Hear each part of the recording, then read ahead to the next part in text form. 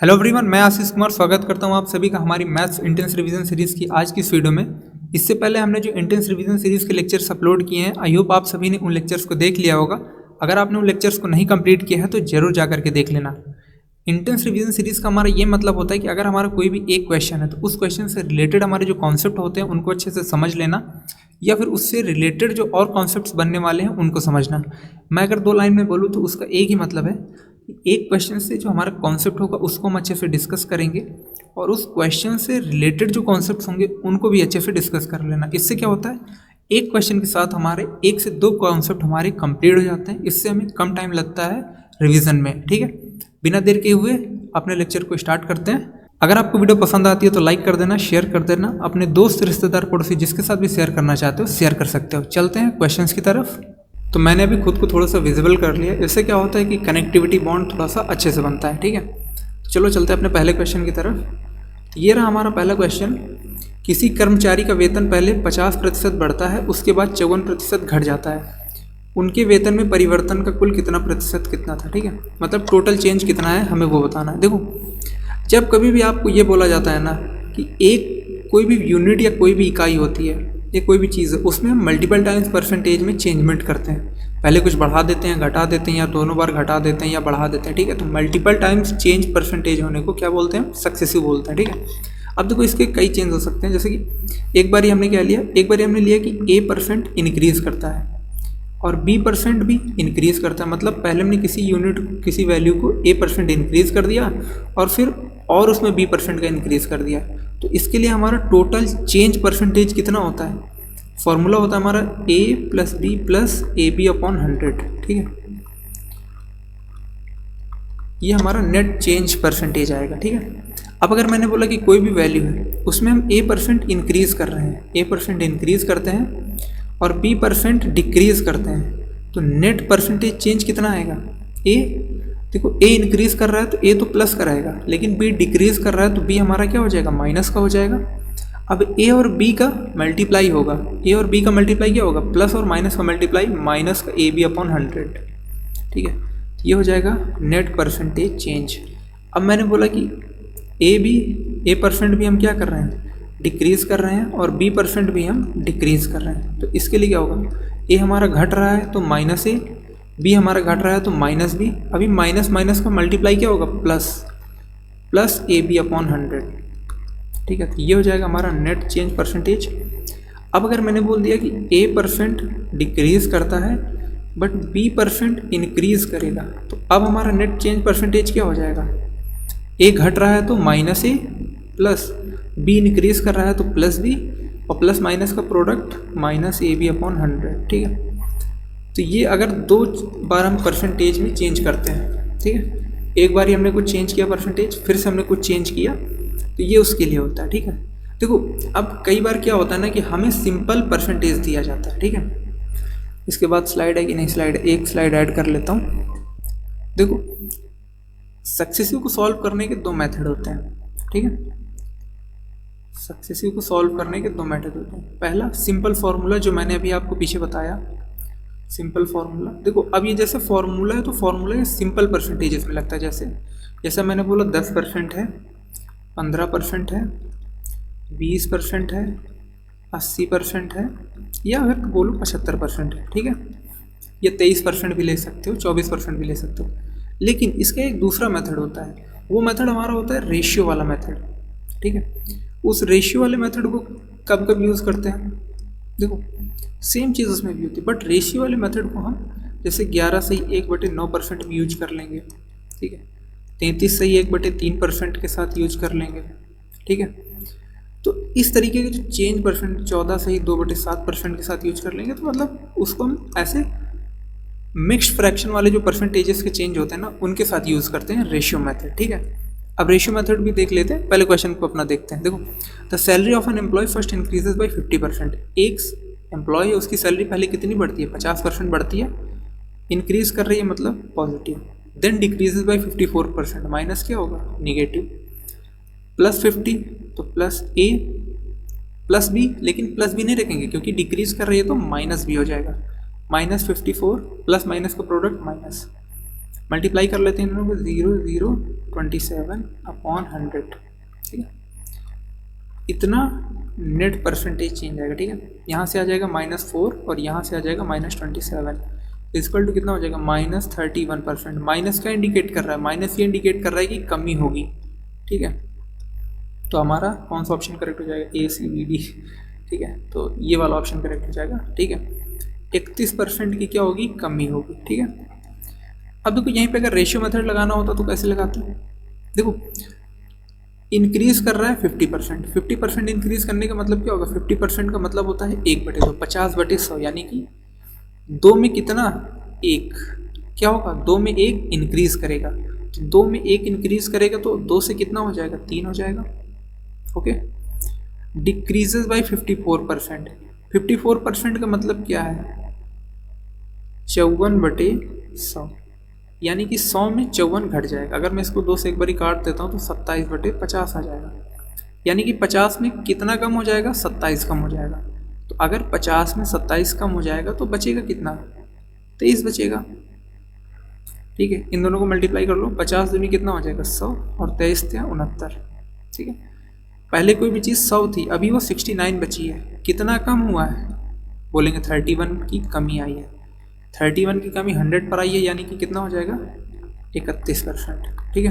I hope आप समझ गए होगे, ऑलरेडी अगर आप कंपटीशन की तैयारी करते हो तो इतना तो समझ जाओगे, ठीक है। तो जो मैं आपको सक्सेसिव समझाना चाहता था आप समझ गए होगे। ये सिंपल फॉर्मूला मेथड है, इसको हम सिंपल परसेंटेजेस पर अप्लाई करेंगे। रेशियो मेथड को हम मिक्स्ड फ्रैक्शन वाले के साथ में यूज़ करेंगे, ठीक है। अगला क्वेश्चन बोल रहा है the price of a scooter increases successively 10%, 5% and 15%। देखो नॉर्मल से परसेंटेज है, इसको हम सिंपल फॉर्मूले से कर सकते हैं।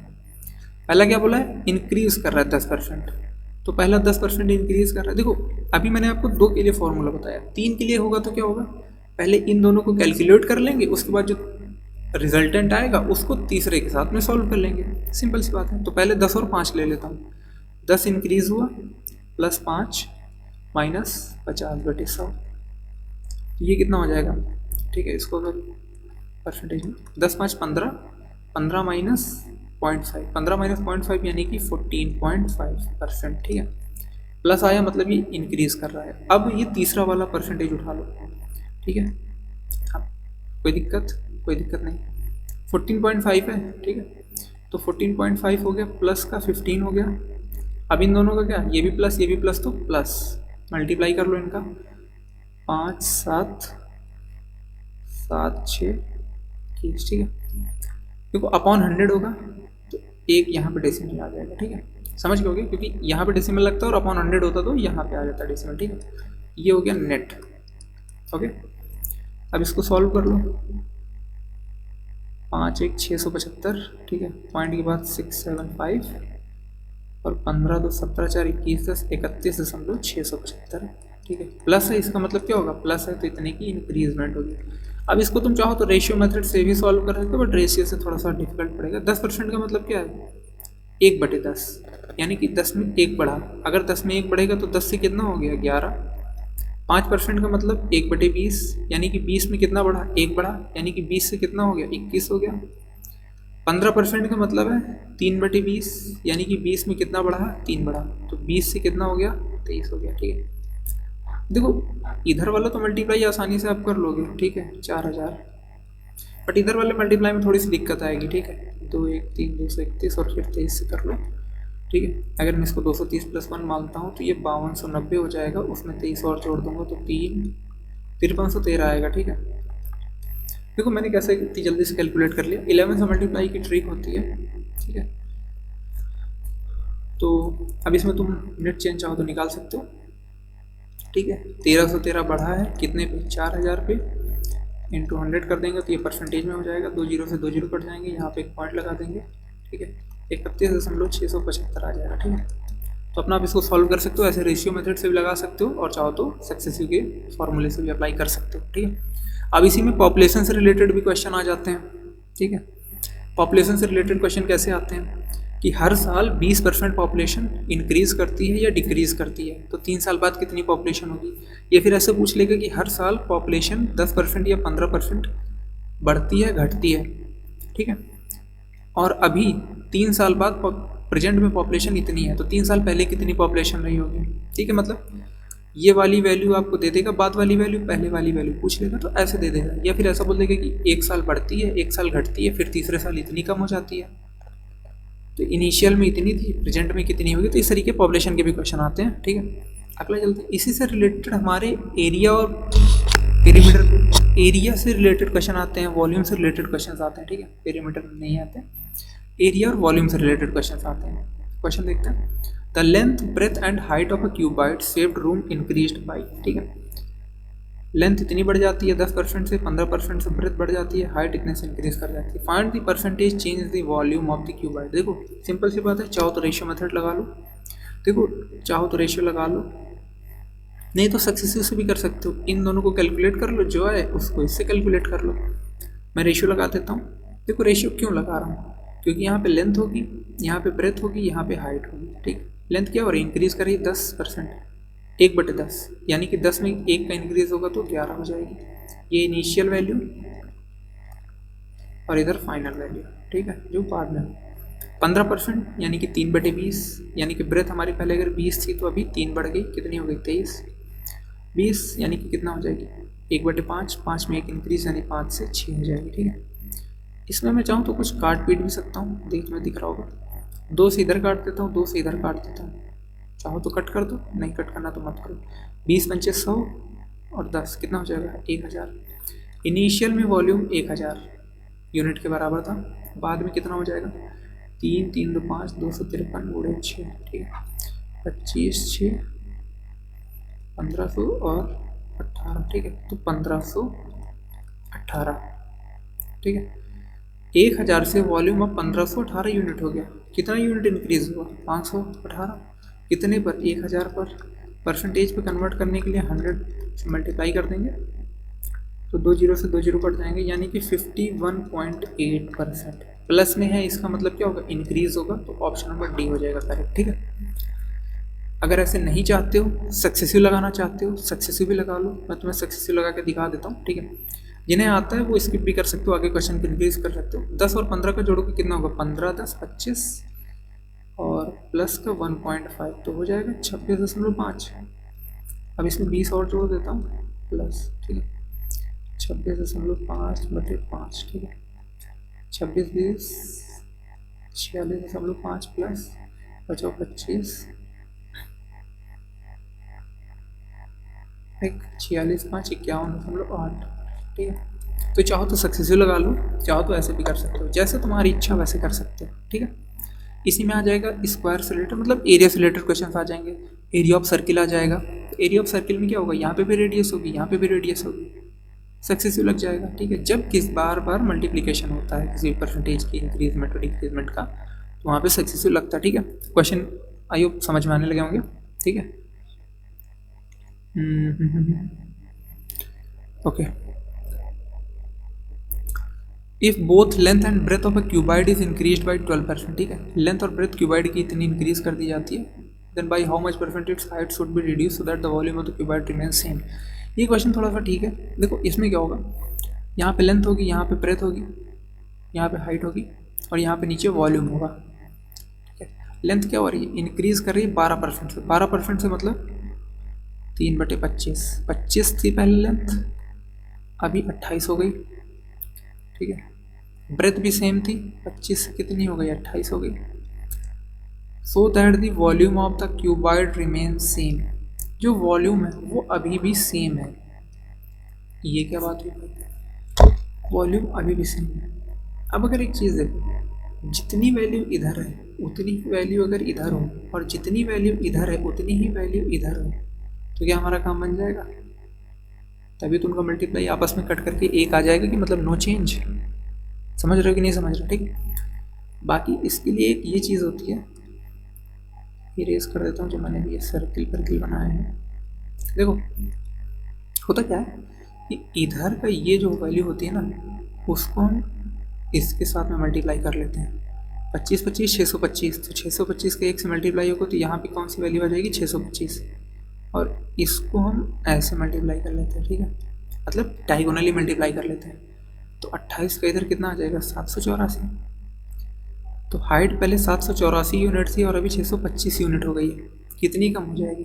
725 अगर ये होता, अगर ये 725 होता, ठीक है, तो 100 कम हुआ, लेकिन है कितना? 30 से 54 59, ठीक है, तो 159 कम हो गया, ठीक है। 14 में से 5 गया 9, 7 में से 2 गया 5, ठीक है, 159 कम है, ठीक है। 159 कम है 784 पर इंटू 100% कर लो, इसका आंसर आ जाएगा, ठीक है। ठीक है, तो अपना आप इसको कैलकुलेट कर सकते हो। आगे बढ़ते हैं, मच्छर लग रहे हैं भाई। Base of a triangle is increase by, ठीक है, देखो एरिया ऑफ ट्राइंगल क्या होता है? हाफ बेस इंटू हाइट होता है, बेस इंटू हाइट, दो यूनिट्स का मल्टीप्लाई है। अगर परसेंटेज के हिसाब से देखें तो सक्सेसिव भी लगा सकते हैं और रेशियो मेथड भी लगा सकते हैं। मिक्स्ड फ्रैक्शन है तो रेशियो लगाते हैं। यहाँ पे ब्रेथ, यहाँ पे हाइट, इंक्रीज्ड बाई, ये कितना होता है? 50/300 यानी कि 1/6। 6 से ब्रेथ हमारी कितनी हो रही है? 7 हो रही है, लेकिन हाइट रिड्यूस कर रही है 1/3, यानी कि पहले 3 थी तो अभी कितनी हो गई? 2, ठीक है। 36 18, 7 को 14, कितना कम हुआ? हम बोलेंगे 4 यूनिट कम हुआ है 18 पर, 2 दूनी 4 9, ठीक है। 2 अगर कॉमन ले लेता हूँ तो कितना आ जाएगा? 11 कंप्लीट 1/9%, ठीक है। मल्टीप्लाई कर लूँगा तो 22 से 2/9% की क्या हो जाएगी? कमी, या नेगेटिव साइन हमें डिक्रीजमेंट शो करता है, ठीक है। ओके, तो डिक्रीज तो लिखा नहीं है, चेंज पूछा है तो इतना चेंज होगा, ठीक है। बी ऑप्शन करेक्ट हो जाएगा। आगे बढ़ते हैं, ठीक है। Bhavani spend 68% of her income increases by 15% and her expenditure increase by 10%। देखो अभी इनकम और एक्सपेंडिचर से रिलेटेड क्वेश्चन है। इनकम और एक्सपेंडिचर से रिलेटेड क्वेश्चन पहले मैं आपको ये बता देता हूँ कि जो इनकम होती है, इनकम अच्छा किसके बराबर होगी? इनकम हमारी बराबर होती है expenditure plus savings. Income is equal to expenditure plus savings, ठीक है। यानी कि हमारी जो आय होगी वो बराबर होगी किसके? खर्च प्लस बचत, ओके, ठीक है। चलो आगे क्वेश्चन देखते हैं। Bhavani spend 68% of her income, तो उसकी कुछ इनकम मान लेते हैं। इनकम कितनी मानते हैं? Income is equal to expenditure plus saving, ठीक है। अगर उसकी इनकम 100 यूनिट है तो खर्चा कितना करती है? 68%, ठीक है। तो बचाएगी कितना? अगर सिर्फ 68 खर्चा कर दिया तो बचाए कितना? 32 बचाए। हर इनकम इंक्रीजेज बाई 15%, उसकी इनकम 15% से बढ़ जाती है। 15% से बढ़ गई यानी कि 100 में 15 बढ़ना, यानी कि 115 हो जाना। हर एक्सपेंडिचर इंक्रीजेज बाई 10%, एक्सपेंडिचर 68 का 10% बढ़ जाता है। 68 का 10% यानी 6.8, ठीक, 1/10 बढ़ जाना। तो 6.8 बढ़ेगा तो कितना हो जाएगा? 74.8, ठीक है। प्लस सेविंग में कितना चेंज हुआ, अब ये बताना है। देखो इतना कमाती है, इतना खर्चा कर देती है, तो बचाएगी कितना? अगर ये 75 होता तो 25 पास 30 से 40, लेकिन 0.2 और कम है तो कितना हो जाएगा? 40.2, ठीक है। कितने की सेविंग में क्या हुआ? इंक्रीज हुआ। पहले तो कितना बढ़ा है?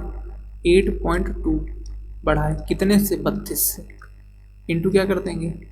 100%, ठीक है। 0 लगा के 0 से काट दिया, 2 पंचे 10, 2 से काटा 16 बारी कट गया, ठीक है। पॉइंट में ही जाएगा, 2 से काटेंगे तो 41 हो जाएगा, 8 हो जाएगा, ठीक है। 5 205/8, ठीक है। 8 दूनी 16, 8 5 40, 48, ठीक है। तो एक ही ऑप्शन है जो कि हमारा बी नंबर का ऑप्शन है, ठीक है। आई होप क्वेश्चन आपको समझ में आ गया होगा। तो इस तरीके करते हैं इस क्वेश्चन में, जब आपकी इनकम में चेंज हो जाए, एक्सपेंडिचर में चेंज हो जाए, सेविंग का चेंज निकालना हो, या फिर इनकम में चेंज हो जाए, सेविंग में चेंज हो जाए और एक्सपेंडिचर का निकालना हो। ऐसे क्वेश्चन में हम एलिगेशन भी लगा सकते हैं, बट एलिगेशन लगाने में थोड़ी सी दिक्कत आती है। मैं आपको एक बार एलिगेशन भी बता देता हूँ कैसे लगाते हैं। देखो एलिगेशन में क्या होता है, एक यूनिट का चेंज, ठीक है, फर्स्ट चेंज, और एक सेकेंड यूनिट का चेंज किसी तीसरी इक्वलिटी वाली यूनिट पे इफेक्ट डालता है। जैसे अगर ये एक्सपेंडिचर का चेंज है, ये सेविंग का चेंज है, तो ये इनकम के चेंज पे इफेक्ट डालेगा। तो यहाँ पे आपका इनकम और एक्सपेंडिचर का जो रेशियो होगा वो लिया जाता है, ठीक है। जैसे पहले कितना था? पहले 68 और 32 रेशियो था एक्सपेंडिचर और सेविंग का। 2 से काटो 34 16 4 से कट जाएगा ना, 17 8, ठीक है। तो जो एक्सपेंडिचर और सेविंग का रेशियो था वो 17:8 का था, ठीक है। इनकम में कितने का चेंज आया, बोलेंगे इनकम में 15% का चेंज आया। एक्सपेंडिचर में कितने का चेंज आया, तो एक्सपेंडिचर में चेंज आया था 10% का, ठीक है। तो यहाँ पे 10 लिखते, यहाँ पे 15 लिखते, यहाँ पे 8 लिखते, ठीक है। तो ऐसे क्वेश्चन को कैसे करते हैं, पहले इन दोनों को मल्टीप्लाई करते हैं, फिर इन दोनों को मल्टीप्लाई करते हैं, दोनों के सम को डिवाइड कर देते हैं 17 + 8 से, ठीक है। यानी कि कितना कर देते हैं, 170 + 8x अपॉन 25 = 15। यहाँ से आप x की वैल्यू निकाल लेते हैं। ऐसे एलिगेशन से भी कर सकते थे, बट लीव इट, ठीक है। सिंपली इस मेथड को फॉलो करेंगे, इजी पड़ता है। Ramu use to spend 72% of his income has increased by 12%। अब देखो रामू की इनकम जो है वो 72% है, ठीक है, स्पेंड करता है इतना, तो उसकी इनकम मान लेता हूँ कितनी होगी, 100 होगी, ठीक है। अगर उसकी इनकम 100 है, खर्चा कितना करता है, 72 कर देता रामू, तो 72 खर्चा करा तो बचाया उसने ऑब्वियसली 28 बचाया होगा। इनकम पड़ जाती है 12%, इनकम अभी 112 हो गई। एक्सपेंडिचर 5% बढ़ जाता है, 5% मतलब 1/20। अगर 1/20 करते हैं इसका तो 3.6 आना चाहिए मेरे हिसाब से, तो ठीक है, 20 से 60, ठीक है। तो इतना बढ़ जाता है, 72 से कितना हो जाएगा, 75.6। अब देखो 112 में इतना खर्चा कर दिया तो ऑब्वियसली उसने बचाया कितना होगा। अगर ये 75 होता, मैं बोलता 37 बचाया, लेकिन 37 नहीं बचाया, 0.6 और खर्चा कर दिया। 37 में से 0.6 खर्चा कर देना यानी कि 36.4, ठीक है। इन दोनों को जोड़ लोगे 70 30 100 111 और 12 हो जाएगा, ठीक है, सही है। सेविंग में कितने का चेंज आया, हम बोलेंगे 8.4 का चेंज आया है 28 पर, इंटू 100% कर देते हैं, ठीक है। 0 से 0 काट दिया, 28 दिया 84, 30%। सेविंग में 30% की बढ़ोतरी हुई है, जो कि ऑप्शन नंबर डी पर है, ठीक है। आइए समझ में आ गया होगा, ठीक है। अभी इलेक्शन वाले क्वेश्चन हैं, उससे पहले एक कॉन्सेप्ट समझ लेते हैं, लेकिन मैं उससे पहले थोड़ा सा पानी पी लेता हूँ। देखो इलेक्शन वाले क्वेश्चंस की तरफ आने से पहले मैंने खुद को थोड़ा सा हाइड कर लिया है, ठीक है। बात करते हैं इलेक्शन वाले कॉन्सेप्ट्स के बारे में, ठीक है। स्लाइड पे समझाता हूँ। देखो एक्चुअली में होता क्या है ना कि इलेक्शन वाले कॉन्सेप्ट्स को आप कई भी तरीके से सॉल्व कर सकते हो, ठीक है। इसके 2 मेथड होते हैं। अगर मैं यहाँ पे राइट कर देता हूँ इलेक्शंस वाले क्वेश्चंस, ठीक है। देखो इलेक्शन वाले क्वेश्चंस को सॉल्व करने के आपके पास 2 मेथड होते हैं। भैया कौन से 2 मेथड्स होते हैं, एक तो पहला हमारा मेथड होता है जो कि होता है ट्री मेथड, ठीक है। एक होता है हमारा ट्री मेथड, ओके। और दूसरा हमारा जो मेथड होता है वो मेथड होता है सीरीज़ मेथड, ठीक है, सीरीज़ मेथड। लेकिन उससे पहले आपको एक चीज़ समझनी होती है। ट्री वाले मेथड में क्या होता है कि हमारी जो टोटल वोट्स होती हैं वो 100 यूनिट के इक्वल होती हैं, ठीक है। ये क्या होती हैं, तो ये होती हैं टोटल वोट्स, ठीक है।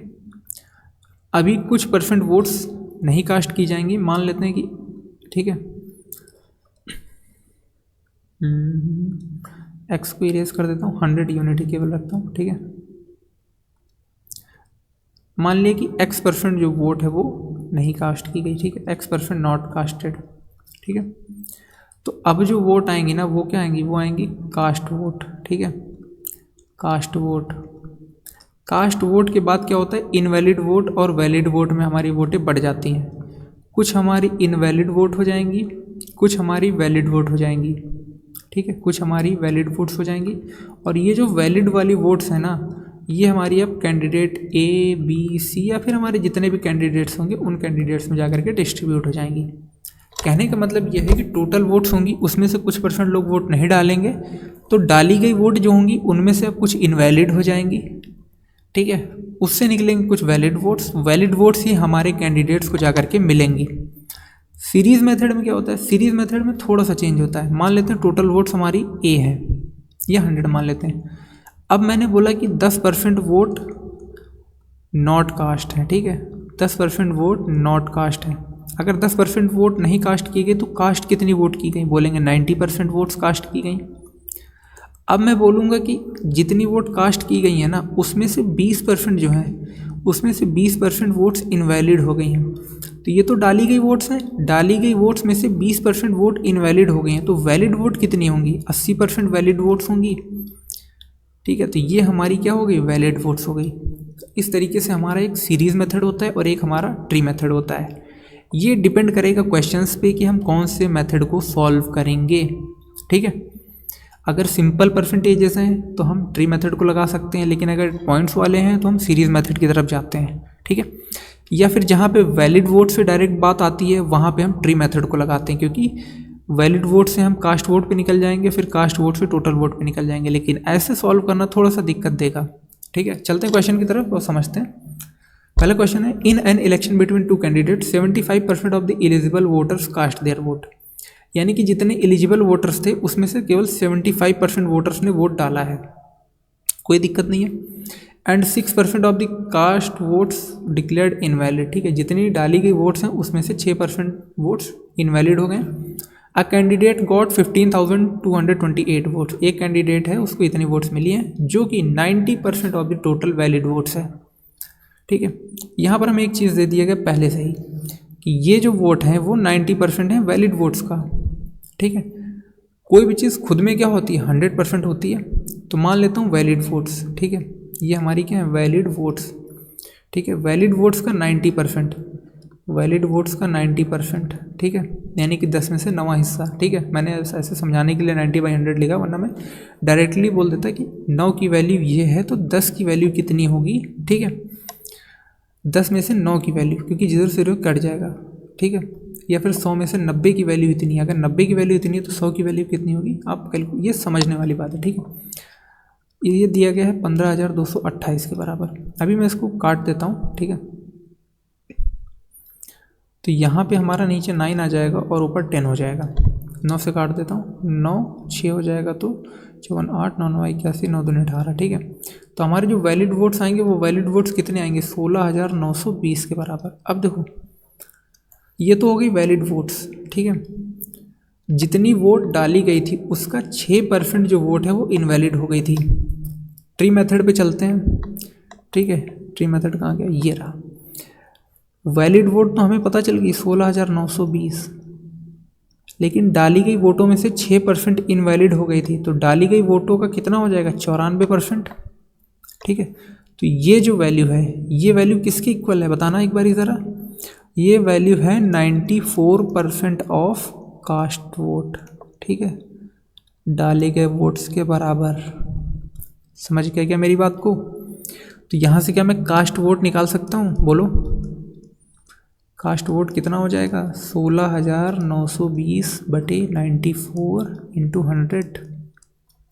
ठीक है, अब मैं अगर इसको काट पीट देता हूँ तो ये कितने बार में जाएगा 47 से।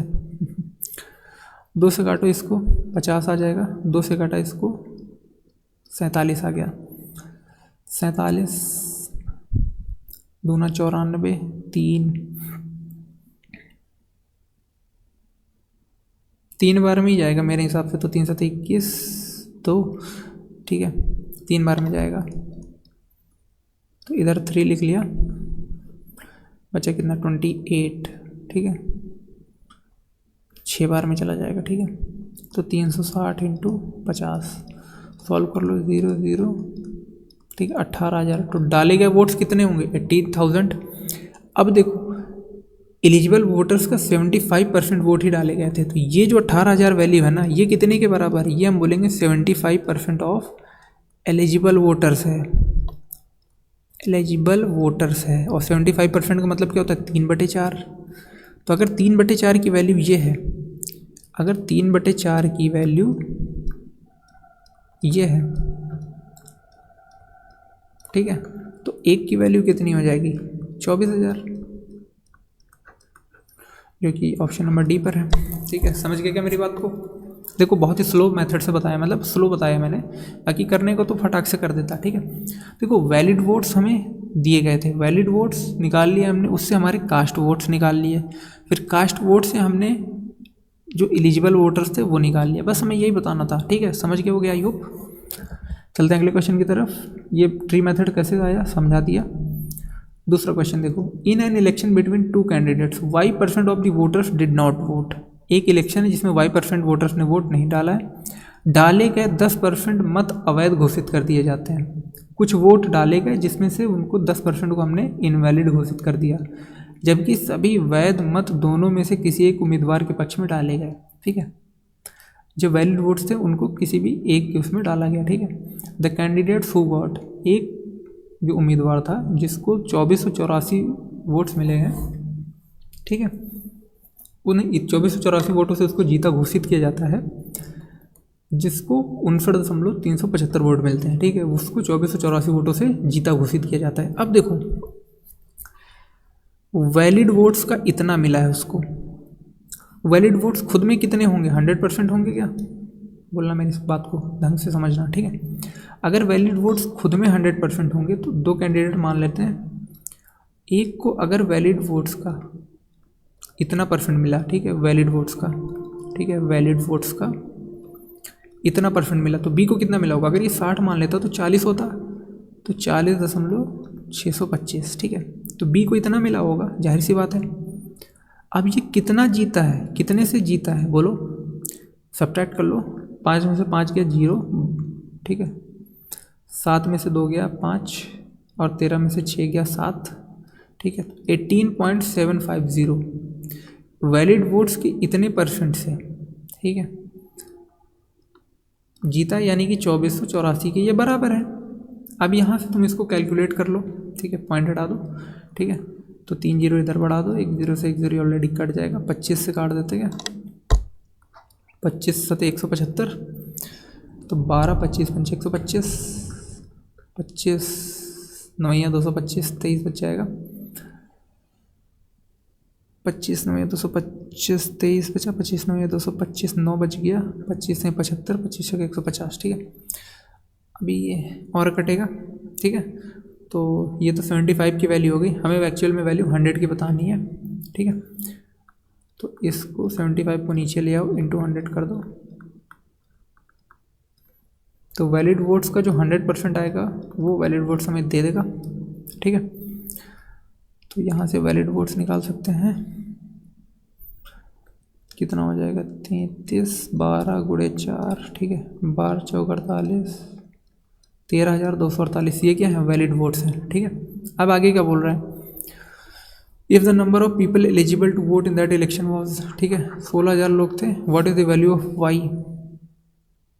ओके, तो टोटल 16,000 वोट्स थे, जिसमें से 10% वोट नहीं डाले जाते हैं, मतलब 1600 वोट नहीं पड़ते हैं। अगर 1600 वोट नहीं पड़ेंगे तो कितने पड़ेंगे, 14,400 वोट। ठीक है, 14,400 वोट पड़ेंगे, इसमें से y%, सॉरी, ठीक है, थोड़ा सा एक गलती कर दी थी हमने। तो ये हमारा वैलिड वोट्स का 100% आ गया। ठीक है, अब ये बोल रहा है कि जो वैलिड वोट्स है ना, डाली गई मतों में से 10% इनवैलिड घोषित कर दी गई थी, यानी कि ये जो है वैल्यू कितने की है, ये एक्चुअल में वैल्यू अगर 10% का मतलब 1/10, 10 में से 1 कम, यानी कि ये 9 की वैल्यू है। तो कास्ट वोट यहाँ से निकाल सकता हूँ क्या, 9 की अगर वैल्यू ये है तो 10 की वैल्यू कितनी होगी, 9 1 9, 9 चौक 36, 9 से 63, 9 दूनी 18। ठीक है, तो ये हमारी डाली गई वोट्स हैं, ये हमारी क्या है, ये हमारी कास्ट वोट्स हैं। ठीक है, ये हमारी कास्ट वोट्स हैं, समझ में आया क्या? देखो जो वैलिड वोट्स हैं उसमें से 10% वोट्स डाले गए वोटों में से 10% वोट्स नहीं डाली गई थी, समझिएगा मेरी बात को। मैं ट्री बना दूँ क्या, ठीक है, स्लाइड ले रखिए, ट्री बना देता हूँ। ठीक है, देखो 16,000 टोटल वोट्स थी, इसमें से मान लेता हूँ y% वोट्स नहीं डाली गई, तो यहाँ पे कुछ डाली गई वोट्स होंगी। ठीक है, इसमें से क्या हुआ, 10% इनवैलिड हो गई, तो वैलिड कितनी थी, 90%, और इस 90% की वैल्यू हमने अभी निकाली 13,248। ठीक है, अगर 90% की वैल्यू ये है तो ये कास्ट वोट जो कि 100% होगा उसकी वैल्यू निकाल सकते हैं क्या, 14,720 आया। 16,000 वोट्स थी, इतनी वोट ही डाली गई, तो कितनी वोट नहीं डाली गई निकाल सकता हूँ क्या। ठीक है, 280 हो गया। ठीक है, और 1200, ठीक है, 1280 वोट्स नहीं डाली गई, कितने में से, 16,000 में से, इंटू 100%। ठीक है, 8% आ गया। समझ गया क्या मेरे भाई? देखो थोड़ा सा धीरे समझा रहा हूँ इसलिए ताकि अच्छे से समझ सको। वैलिड वोट्स निकाल लेंगे, वैलिड वोट से कास्ट वोट निकाल लेंगे, कास्ट वोट से जो पूछा गया होगा सब निकाल लेंगे। ठीक है, आगे बढ़ते हैं। In an election between two candidates 50% of the voters in the town did not cast their vote and 10% of votes polled were declared invalid. The winning candidate got 62% of the valid votes and won by a majority of इतना। तो losing candidate को कितना मिला होगा? देखो इस question को थोड़ा सा सीरीज से करने का तरीका करते हैं, नहीं तो अगर उससे करना चाहते हो तो उससे भी कर सकते हो, बट 15% वोट्स हैं तो तुम्हें थोड़ा सा दिक्कत होगी।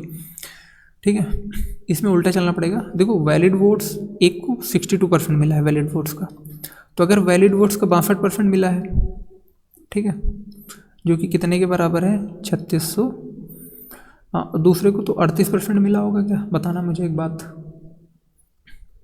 तो कितना ज़्यादा मिला है? हम बोलेंगे 24% ज़्यादा मिला है, और उस 24% की जो वैल्यू है वो 3672 के बराबर दी गई है। 12 दूना 24, 12 36, 0 6, ठीक है, एक की वैल्यू आ गई, ठीक है, 153। बोला क्या क्या है? 38% की वैल्यू बतानी है। ये 1% ऑफ वैलिड वोट है ना, तो 38% ऑफ वैलिड वोट कितना हो जाएगा? 153 गुणे 38। इसको जल्दी मल्टीप्लाई करने के दो तरीके हैं। पहला, 38 को मान लो 40 - 2 है, अभी सॉल्व हो जाएगा क्या? 0 4 12, 6120 में से कितना घटा देंगे? 306 घटा दो, यूनिट प्लेस पे 4, 1 58 से 14, ऑप्शन नंबर सी पर है। दूसरा तरीका इसको जल्दी मल्टीप्लाई करने का क्या है? 30 + 8 में मान लो। अगर 30 + 8 में नहीं मानना है तो इसको 38 ही रखो, इसको 150 + 3 में ब्रेक कर लो। ठीक है, मतलब ऐसे मल्टीप्लिकेशन को ब्रेक कर सकते हो। देखो क्वेश्चन को कितना इजी हमने इसको सॉल्व कर लिया। ठीक है, अगर इसी क्वेश्चन में मैं आपसे ये बोल दूं कि भाई मुझे एक बात बताओ, टोटल वोट्स बताओ, इनवैलिड वोट्स बताओ, सब कुछ इससे क्वेश्चन से निकाल सकते हैं। बस देखो इसी क्वेश्चन में मैं सब कुछ आपको कैलकुलेट करके बता देता हूँ ताकि समझ में आ जाए। ठीक है, ठीक है, 24% ऑफ वैलिड वोट्स, 24% ऑफ जो वैलिड वोट्स है उसकी वैल्यू हमें दी गई है कितनी? 3672। ठीक है, 12 दूना 24, 306, ठीक है, 153। तो 100% ऑफ वैलिड वोट्स कितना आ जाएगा? 100% ऑफ वैलिड वोट्स 15300। हमारा ट्री क्या कहता है? Total upon casting vote. Casting vote को 2 भागों में डिवाइड कर देते हैं।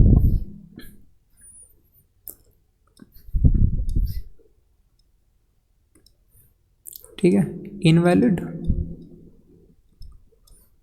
और वैलिड वोट्स में। तो वैलिड वोट्स हमें पता चल गई कितनी है? 15300। पीछे चलो, वो बोल रहा है कि 10% इनवैलिड हुए थे। ठीक है, अगर 10% इनवैलिड हुए थे तो कास्ट वोट तो खुद में 100% रहा होगा। ठीक है, तो ये एक्चुअल में 90% ऑफ क्या है? Cast vote.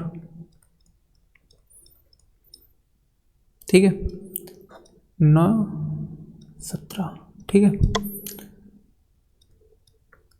10% of cast vote 1700 है, तो कास्ट वोट कितनी आई होंगी? 17000। अब मुझे एक बात बताना, उसने बोला कि 15% नहीं वोट डाले गए। अगर 15% वोट नहीं डाले गए, इसका मतलब ये कितनी की वैल्यू रही होगी? 85% ऑफ टोटल की। बताना मुझे। 17% मैंने बोला नहीं 15% नहीं डाले गए, तो ये तो 85% वैल्यू हुई ना, हुई कि नहीं हुई? ठीक है, 17 से काटा 1000, 17 × 5 = 85, 5। ठीक है, 1% ऑफ टोटल कितना होगा? 200। तो 100% ऑफ टोटल कितना होगा? तो 0 और लगा देंगे, 20000। सारी वैल्यूज़ आ गई कि नहीं आ गई बताओ मुझे पहले एक बात। सारी वैल्यूज़ आ गई? ठीक है, सभी वैल्यूज़ निकाल ली ना हमने। समझ गए होगे क्वेश्चंस को? ये क्वेश्चन है, होमवर्क के लिए है, इसको कर लेना। ठीक है, नहीं तो इसका शॉर्ट में सॉल्यूशन मैं आपको शॉर्ट्स में अपलोड कर दूंगा, आप देख लेना। ठीक है, ये क्वेश्चन भी इलेक्शन से रिलेटेड है, होमवर्क के लिए आप इसको देख लेना। ठीक है, इसमें ये क्वेश्चन भी होमवर्क के लिए ही है, ईजी है, आप कर लोगे। ठीक है, देखो every 5th vote polled was marked invalid, मतलब पहला वोट डाला गया वैलिड, दूसरा डाला गया वैलिड, तीसरा डाला गया वैलिड, चौथा डाला गया वैलिड, पांचवा डाला गया इनवैलिड। 5 में से एक इनवैलिड हो रहा है वोट। 5 में से एक इनवैलिड होने का मतलब 1/5। 1/5 का मतलब कितना? 20%, यानी कि 20% इसमें वोट्स इनवैलिड होंगे। अब इस क्वेश्चन को आप आसानी से कर लोगे, सॉल्व कर लेना, ठीक है। ये वाला क्वेश्चन भी ईजी है, इसको भी होमवर्क के लिए रखते हैं, ठीक है। और अगर किसी भी बॉडी को किसी भी प्रकार की कोई भी समस्या होती है तो वीडियो में कमेंट्स करके ज़रूर बता देना, ठीक है। चलो आगे बढ़ते हैं।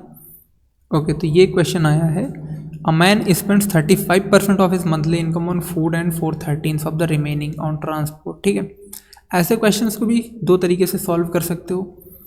पहला ट्री मेथड से कि टोटल इनकम 100 थी, 100 में से कुछ फूड पे चला गया, जो बचा उसका कुछ परसेंट ट्रांसपोर्ट पे चला गया, कुछ परसेंट कहीं चला गया, कुछ कहीं चला गया और कुछ हमने बचा लिया, ठीक है।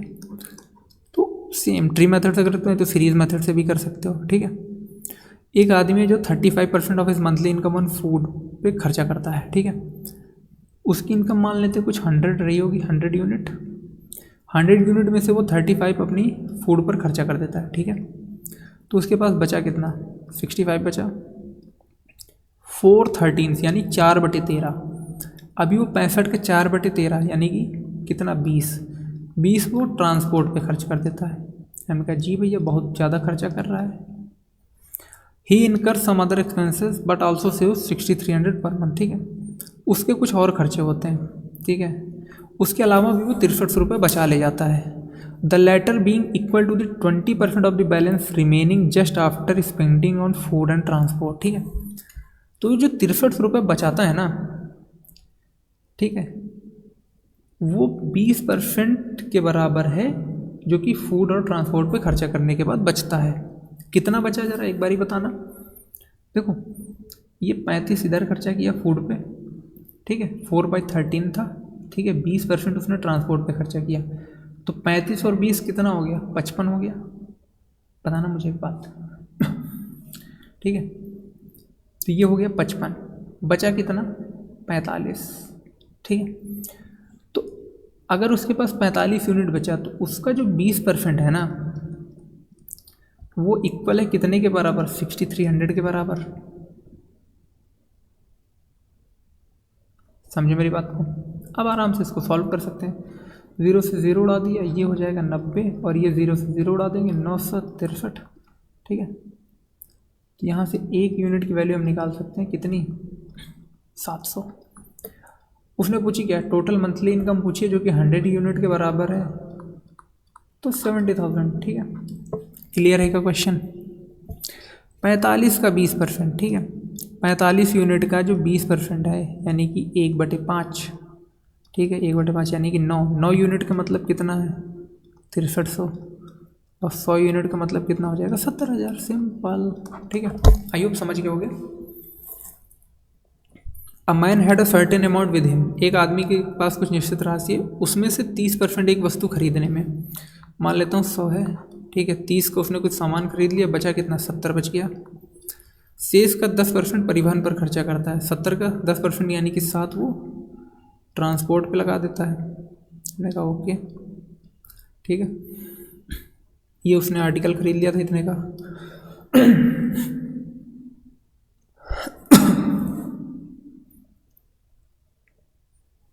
देन ही गिफ्टेड 120, ठीक है।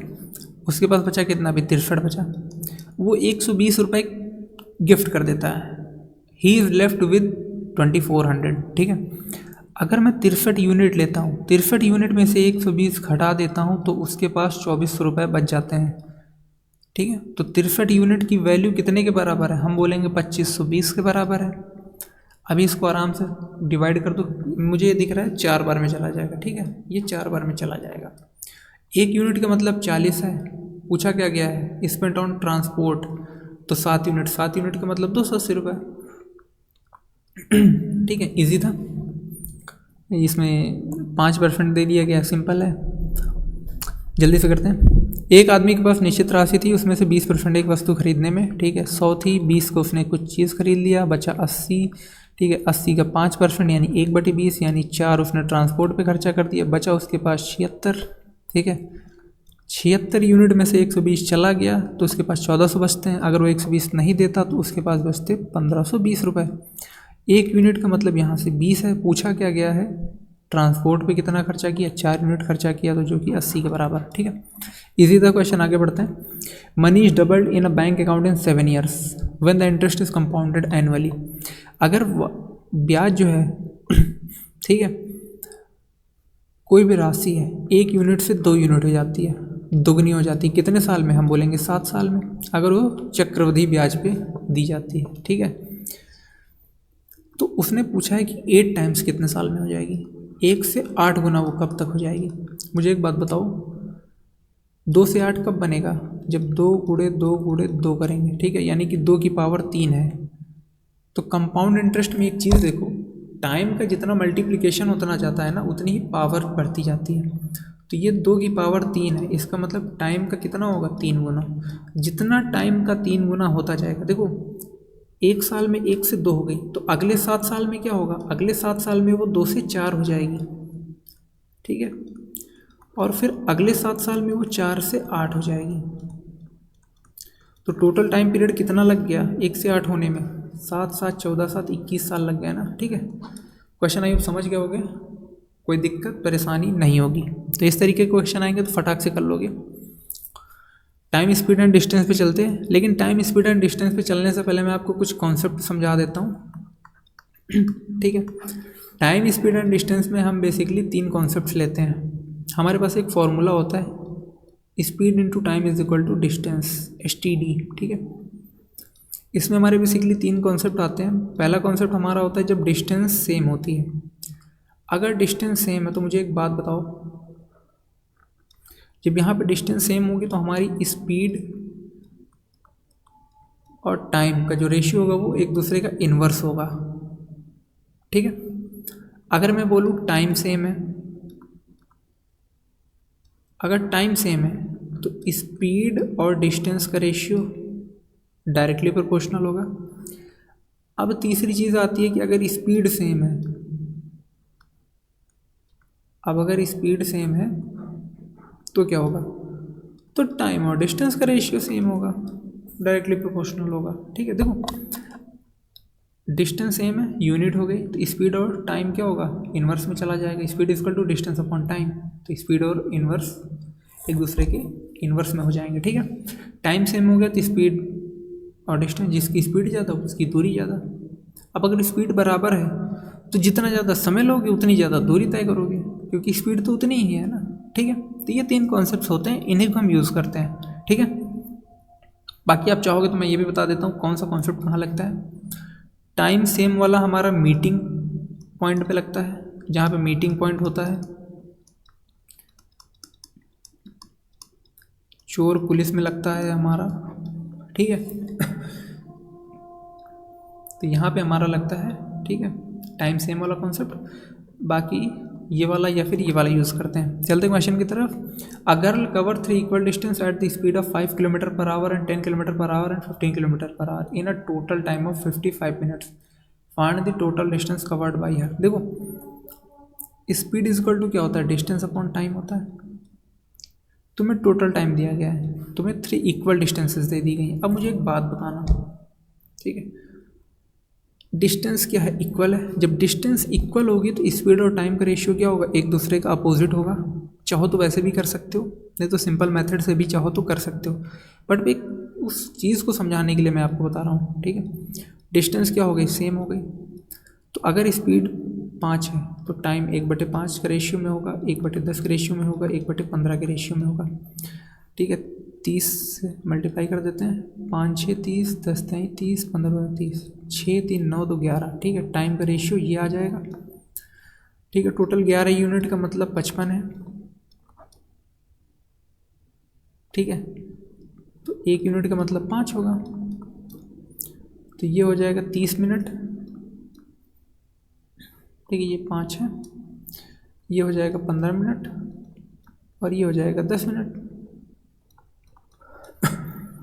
ठीक है, अब मैं टाइम पता चल गया, स्पीड पता चल गया, डिस्टेंस निकाल लो, किसी भी एक उसमें निकाल लो 2.5। ठीक है, अगर मैं इससे निकाल लूँ 2.5, ठीक है, दूरी, टोटल कितना होगा, 3 बार इक्वल डिस्टेंस कवर की ना, तो 2.5 7.5 किलोमीटर, ख़त्म।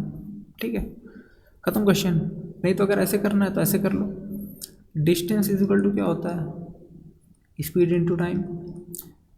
ठीक है,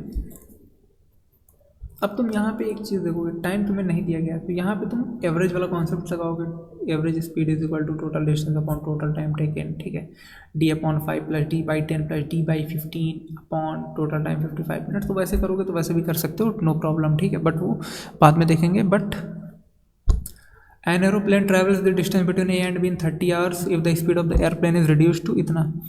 एक एरोप्लेन है जो ए से बी तक जाता है, ठीक है, कुछ स्पीड रही होगी, पहले मान लेता हूँ। ठीक है, यहाँ पे मैं स्पीड ले लेता हूँ, पहले उसकी स्पीड मान लेता हूँ x रही होगी, बाद में उसकी स्पीड 310 किलोमीटर प्रति घंटे कम हो जाती है। ठीक है, अब मुझे एक बात बताओ, वो a से b गया और b से a आया, डिस्टेंस क्या रही होगी, सेम रही होगी क्या? और उनका टाइम मुझे ऑलरेडी दिया गया है, पहली रफ्तार से जाता है तो 30 घंटे लगते हैं, दूसरी रफ्तार से आता है तो 35 घंटे लगते हैं। अच्छा, टाइम का रेशियो अगर मैं यहाँ पे कैलकुलेट कर पाऊँ तो कितना टाइम का रेशियो आएगा, 5 6 30, 5 7 35, तो टाइम का रेशियो 6/7 है। डिस्टेंस सेम है, इसका मतलब स्पीड और टाइम का जो रेशियो होगा वो एक दूसरे का इन्वर्स होगा क्या? अगर टाइम का रेशियो 6:7 है तो स्पीड का रेशियो क्या होगा, 7 और 6 होगा, यानी कि उसकी स्पीड पहले 7 यूनिट थी और अभी 6 यूनिट है, कम कितना हो गया, 1 यूनिट।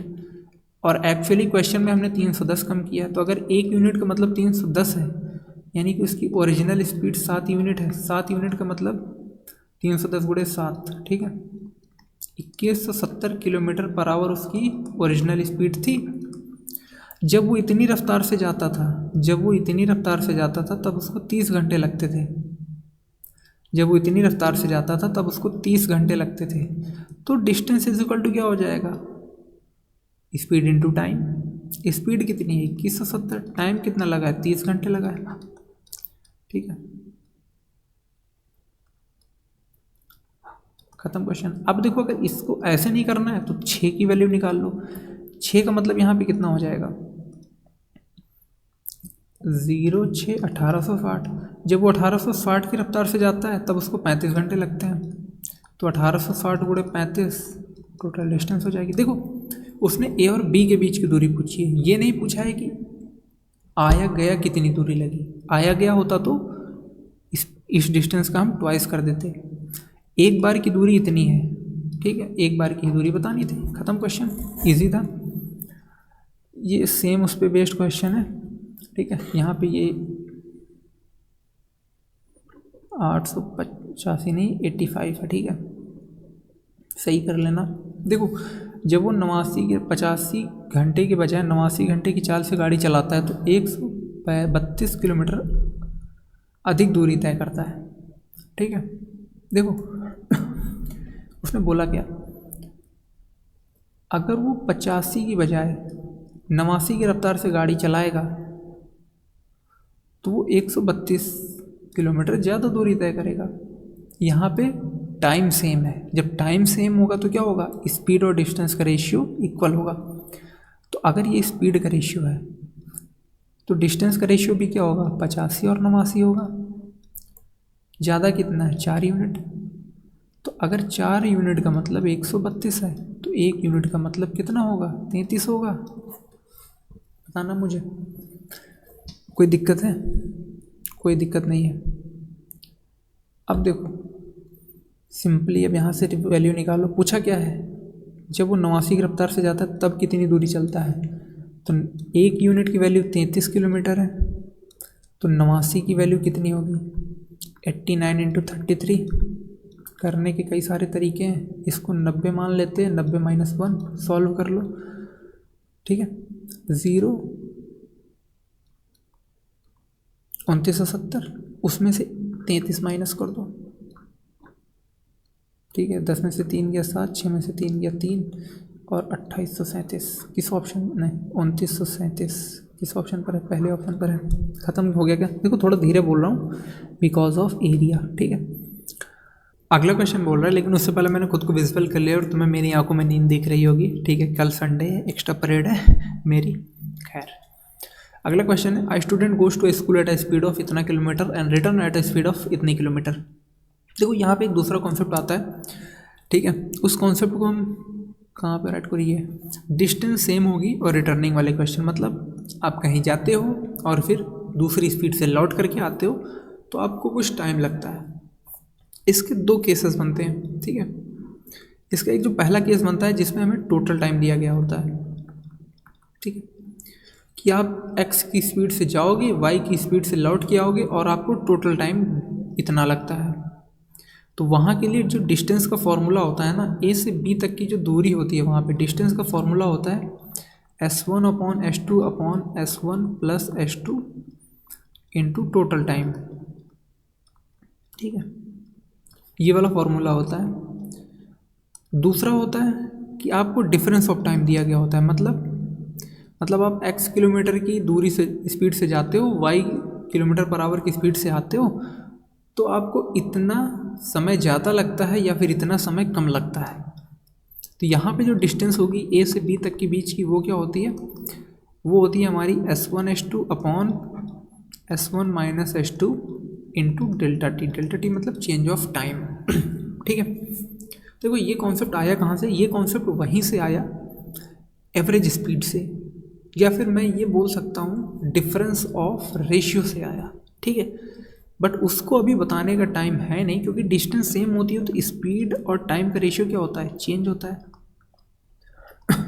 कुछ यूनिट अंतर दिया गया होगा, वहाँ से ये टाइम निकाल लेते हैं, ये टाइम निकाल करके स्पीड पता होती है, मल्टीप्लाई करके डिस्टेंस निकाल लेते हैं, ठीक है। तो वैसे भी कर सकते हैं और इस तरीके के मेथड से भी कर सकते हैं। क्वेश्चन देखते हैं। एक छात्र है जो इतने किलोमीटर प्रति घंटे से स्कूल जाता है, ठीक है। ये 5.5 किलोमीटर है, ये 4 किलोमीटर से लौटता है, ठीक है। स्कूल है, जितना घर से स्कूल होगा उतना ही स्कूल से घर भी तो होगा ना, डिस्टेंस क्या है, सेम है। यदि वह पूरी यात्रा इतने टाइम में करता है, ये क्या है, ये है टोटल टाइम। तो छात्र द्वारा तय की गई कुल दूरी किलोमीटर में बतानी है। तो टोटल दूरी कितनी लगी उसको, डिस्टेंस इज इक्वल टू, मैंने अभी बताया s1 plus s2 into total time, ये तो बताया मैंने। वैल्यू पुट कर दो, s1 कितना है 5.5 इंटू 4 करोगे तो 22 हो जाएगा, 22 बटे कितना हो जाएगा 5 और 9.5, ठीक है। टोटल टाइम कितना लगा, टोटल टाइम लगा 19/4, ठीक है। 19 पंचे, ठीक है, 5 को 20, तो 20 से इसको काट लोगे तो कितना हो जाएगा 11, ठीक है। तो ये हो गया हमारा 11। अब पूछा गया है छात्र द्वारा तय की गई कुल दूरी कितनी हो जाएगी। देखो 11 किलोमीटर आया, 11 किलोमीटर गया, टोटल दूरी कितनी हो जाएगी 22 किलोमीटर, ठीक है। ऐसे नहीं करना तो इस तरीके से कर सकते हो, डिस्टेंस सेम है, जब डिस्टेंस सेम होती है तो स्पीड और टाइम का हम क्या लेते हैं, रेशियो लेते हैं। सॉल्व कर लें। पहले की स्पीड कितनी है 5.5 है, दूसरी 4 है, तो टाइम का रेशियो जस्ट उल्टा हो जाएगा, 4/4.5 होगा, लेकिन रेशियो लेना है तो, ठीक है, 5 8 40, ठीक है 11। टोटल टाइम दिया गया, टोटल टाइम इसके अकॉर्डिंग 19 यूनिट होगा, लेकिन 19 का मतलब 19/4 है, तो 1 यूनिट का मतलब 1/4 घंटे होगा। अब क्या बोला गया है, छात्र द्वारा तय की गई कुल दूरी, ठीक है। इस वाले से हम एक तरफ की डिस्टेंस निकाल सकते हैं क्या, बताना मुझे, ठीक है। स्पीड कितनी 5.5, 8 यूनिट टाइम, 8 यूनिट टाइम मतलब 2 घंटे, तो एक तरफ की दूरी 11 हो गई, एक तरफ की दूरी 11 हो गई तो दूसरी तरफ की भी वैल्यू 11, तो 11 टोटल डिस्टेंस 22 हो गई, ठीक। ऐसे भी कर सकते हो। बस आपको एक चीज़ याद रखना है कि जो मैंने अभी ये फॉर्मूला बताया, इससे एक तरफ की दूरी निकलती है, एक तरफ की दूरी निकलती है तो दोनों तरफ की पूछेगा तो 2 से मल्टीप्लाई कर देंगे, नहीं तो सिंपली रखेंगे, ठीक है। अगले क्वेश्चन पे चलते हैं। एक छात्र है जो इतनी स्पीड से जाता है, इतनी स्पीड से आता है, तो टोटल, ये तो वही क्वेश्चन है, ठीक है। Ramesh drives from his home at a speed of इतने kilometre and reaches his college 25 minute late.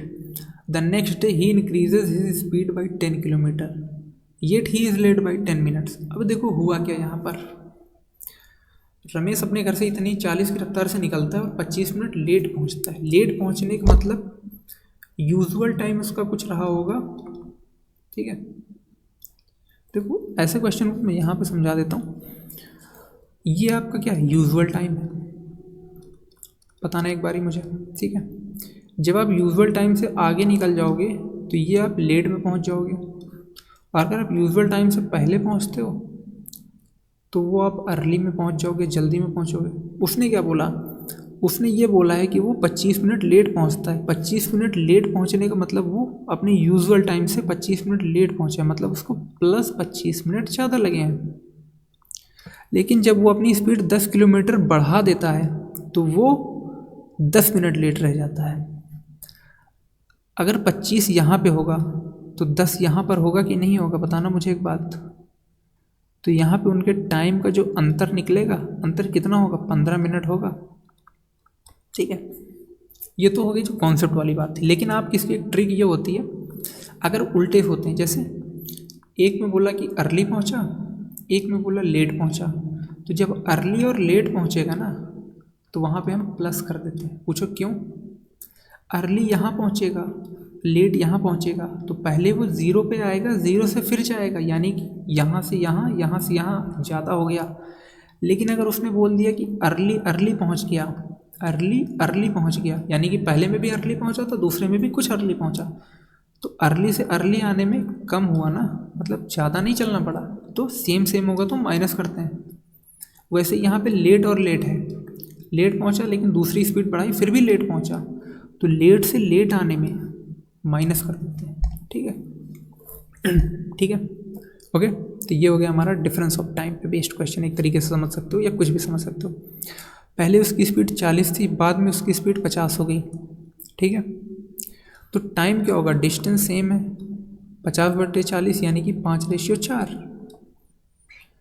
कितना टाइम का डिफरेंस है बोलो, मैं बोलूँगा 1 यूनिट का, और ये 1 यूनिट हमारी कितने के बराबर है, 15 मिनट के बराबर है।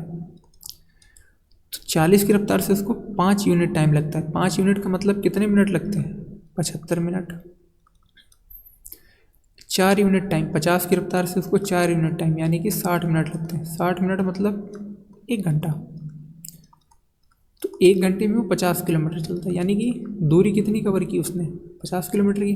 पूछा क्या है, कॉलेज से घर कितना है, कॉलेज से घर बता दो या घर से कॉलेज बता दो, एक ही बात तो हुई ना। 1 घंटे चला था 50 किलोमीटर की रफ्तार से, तो 50 किलोमीटर ही तो उसका घर होगा।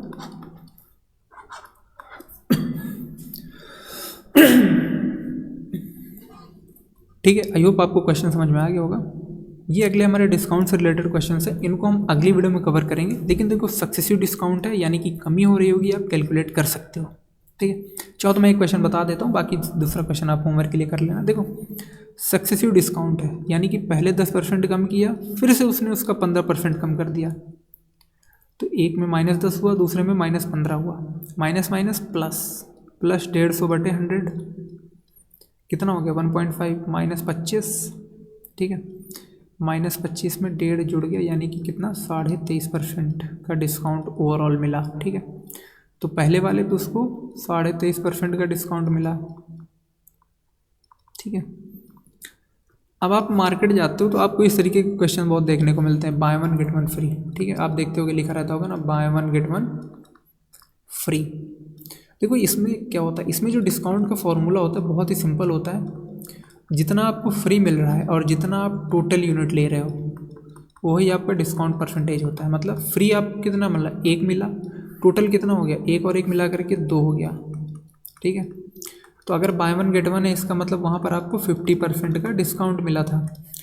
बहुत जगह पे आप ये भी पाते हो, बाय 2 गेट 1 फ्री, यहाँ पे डिस्काउंट परसेंटेज कितना होगा, आप कितना फ्री मिला है, 1 फ्री मिला है। टोटल यूनिट आप कितनी ले जाओगे घर, 3, 1/3, 1/3 का मतलब 33 सही, 1/3% का आपको क्या मिल गया, डिस्काउंट मिल गया, ठीक है। चलते हैं क्वेश्चन की तरफ।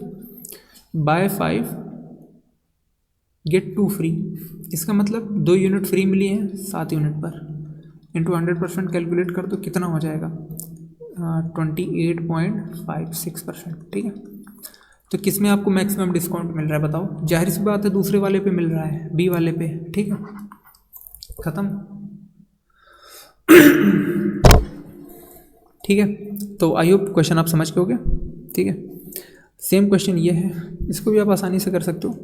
25 आइटम्स हैं, get 30 of the same items, मतलब 25 आइटम खरीदता है तो उसको कितने आइटम मिलते हैं? 30 आइटम मिलते हैं। अरे बाप रे, क्या डिस्काउंट दे रहा है! 30/55 इंटू 100, 5 6 30, 5/11। ठीक है, तो ये कितना हो जाएगा? 9 सही 1/9, और ये इसका 6। अरे बाप रे, ये तो बहुत बड़ा परसेंटेज हो गया। ठीक है, 54 सही 6/9। पहले वाले पे इतना डिस्काउंट मिल रहा है। ठीक है, ए वाले पे 2 सक्सेसिव डिस्काउंट्स ऑफ 12 एंड 18। 12 और 18 का निकाल सकते हो आराम से, कोई दिक्कत वाली बात नहीं। -12 -18 -30 प्लस 12 × 96, 6 12 1 9 12 9 21, 2.16। ठीक है, इसको जोड़ दोगे तो ये कितना हो जाएगा? 27.84। बी वाले पे इतना मिल रहा है। 2 सक्सेसिव इक्वल डिस्काउंट फॉर 15%। देखो 15 के 30 हैं, इसका मतलब 15 30। 30 में से 2.5 घट जाएगा, यानी कि कितना? 30 में से 2.25 घटेगा, 30 में से तो 27.75 बचेगा। ठीक है, इसने क्या बोला? Which scheme is the most beneficial to a customer? तो ए वाली, क्योंकि ए पे ज़्यादा डिस्काउंट मिल रहा है। सिंपल सी बात, आई होप समझ गए होगे। ठीक है, ये सिंपल इंटरेस्ट बेस्ड क्वेश्चंस हैं, इनको बाद में करना सीखेंगे। ठीक है, बट उससे पहले मैं आपको एक फॉर्मूला लिखा देता हूँ, जिसको आप नोट डाउन कर लेना। ठीक है, आप हमारे एग्जाम में एक चीज़ पूछी जाती है, difference between compound interest and simple interest. देखो, CI और SI का जो डिफरेंस होता है 2 ईयर्स के लिए, वो तो बहुत इजी होता है। वो होता है P × R/100 का स्क्वायर। ठीक है, क्यों? देखो, अगर 10% SI है और 10% ही CI है, तो 2 साल में SI कितना बनेगा? 20%। लेकिन 2 साल में CI कितना हो जाएगा? 10 10 20 और एक और, यानी कि 21। ठीक है, तो 21 - 20 यानी कि 1%।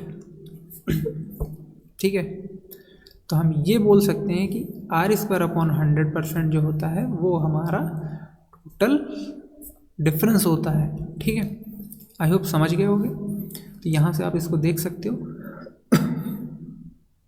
ठीक है, R² 100% ही हमारा क्या होता है? डिफरेंस होता है। ठीक है, 2 साल के लिए। अब इसको चाहे परसेंट को हटा करके नीचे ले आओ, बात वही पड़ जाती है। ठीक है, लेकिन आपसे एक चीज़ और पूछी जाती है, CI - SI का डिफरेंस फॉर द 3 ईयर्स। अब क्या होगा? देखो, जितना ये लिखा है ना, इसको एज इट इज़ अभी लिख लो।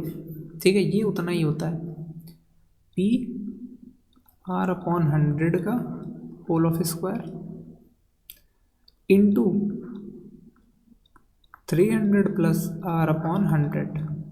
ठीक है, ये होता है कंपाउंड इंटरेस्ट और सिंपल इंटरेस्ट का डिफरेंस 3 ईयर्स के लिए।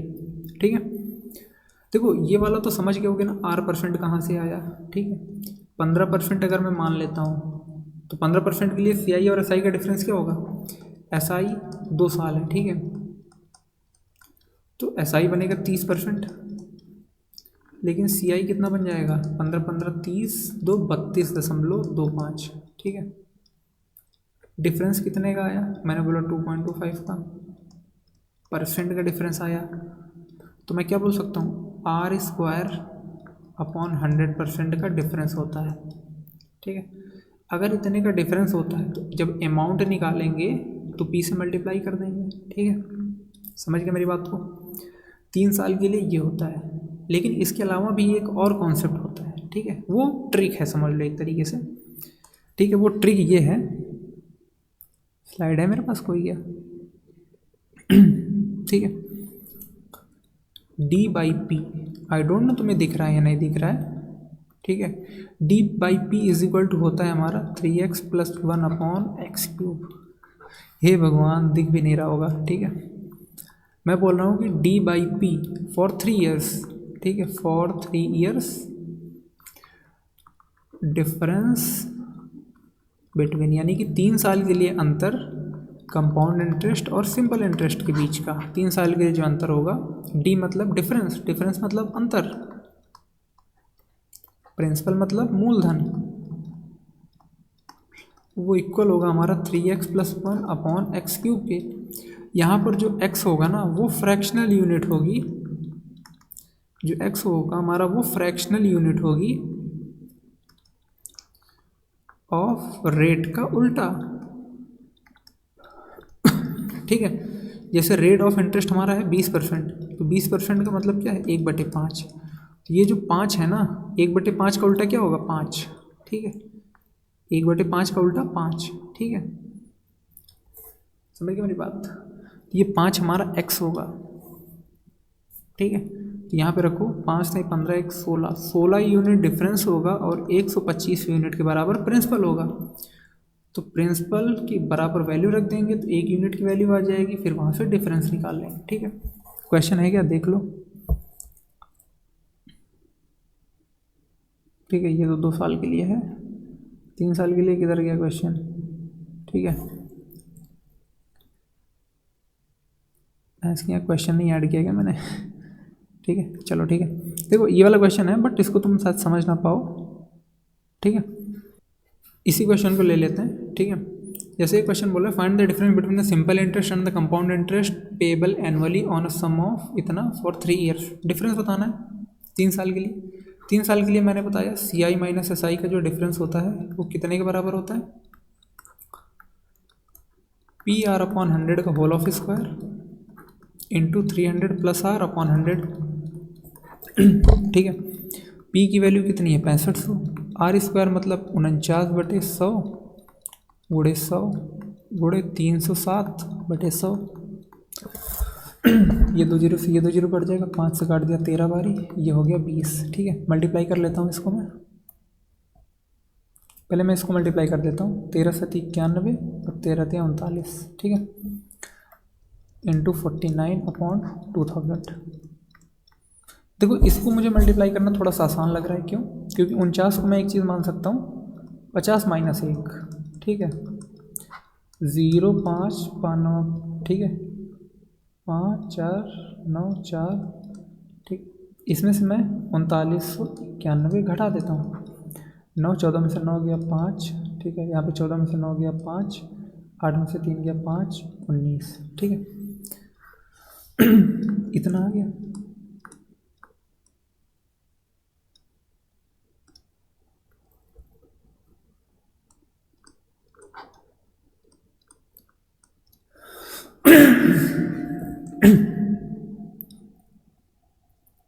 ठीक है, इतना आ गया ना। अभी मैं 3 जीरो यहाँ पे लगा देता हूँ, 2 नहीं 18, 2 7 14, 97.7, ठीक है, 7 करके आएगा, जो कि हमारा एक ही ऑप्शन पर है, ठीक है। देखो यहाँ पे मैंने ये वाला कॉन्सेप्ट क्यों नहीं लगाया जो अभी मैंने आपको पीछे बताया था, ये वाला 3x + 1/x³। देखो 7% दिया गया है, क्या मैं 7% पे ये वैल्यू लगा सकता हूँ, 7% का मतलब 7/100, यानी कि x की वैल्यू क्या हो जाएगी 100/7 हो जाएगी। अगर मैं एक बार यहाँ पे वैल्यू पुट भी करता हूँ तो बताओ मुझे कितना हो जाएगा, 300/7, ठीक है, 300 + 7, ठीक है, 307 बटे कितना हो जाएगा 7/543, ठीक है, बहुत बड़ा वैल्यू आ जाएगा, ठीक है, समझ रहे हो मेरी बात को, बस इसीलिए नहीं रखा था, ठीक है, सॉरी 343, ठीक है, बस इसीलिए मैंने नहीं रखा था इस चीज़ को, क्योंकि बहुत ही ऊट पटांग सा आ जाएगा और फिर उसको कंपेयर करना बहुत डिफ़िकल्ट हो जाएगा, ठीक है। डिफ़िकल्ट ये भी था बट कोई नहीं, ठीक है। तो ये क्वेश्चन आप देख सकते हो, अटेम्प्ट कर सकते हो, okay, thank you so much. तो पहले लेक्चर को हम यहीं तक रखते हैं, ठीक है। गिव अवे क्या होगा, वीडियो में आपको कमेंट कर देना है, ठीक है, और फिर हम रैंडम पिकर से कमेंट्स को पिक करेंगे और 3 टेक्स्ट बुक के पास मैं गिव अवे करने वाला हूँ, ठीक है। कितने, 3 टेक्स्ट बुक पासेस, ठीक है, 3 text book passes give away करेंगे ठीक है। वीडियो में आपको कमेंट कर देना है, वीडियो को लाइक कर देना है, चैनल को सब्सक्राइब कर लेना है और वीडियो को शेयर कर देना चाहो तो, ठीक है। कमेंट कर देना, ठीक है, कमेंट कर देना। रैंडम पिकर से कमेंट पिक करेंगे और जो भी हमारे 3 लोग जीतेंगे उनको हम टेक्स्ट बुक का पास गिव अवे करेंगे, ठीक है। आई होप आपको वीडियो पसंद आई होगी। अगर वीडियो पसंद आई है तो लाइक डेफिनेटली कर देना। टेलीग्राम चैनल नहीं ज्वाइन किया तो सेम नेम से है, आशीष ब्लॉग SSC के नेम से, उसको आप ज्वाइन कर सकते हो। वहाँ पर daily schedule, hand written notes, PDF वगैरह आपको मिल जाते हैं, ठीक है। तो आज की वीडियो में बस इतना ही। ऐसी इंटरेस्टिंग वीडियोस और आगे के अपडेट्स के लिए हमारे साथ बने रहिएगा। We will meet in the next video. Till then keep learning. जय हिंद।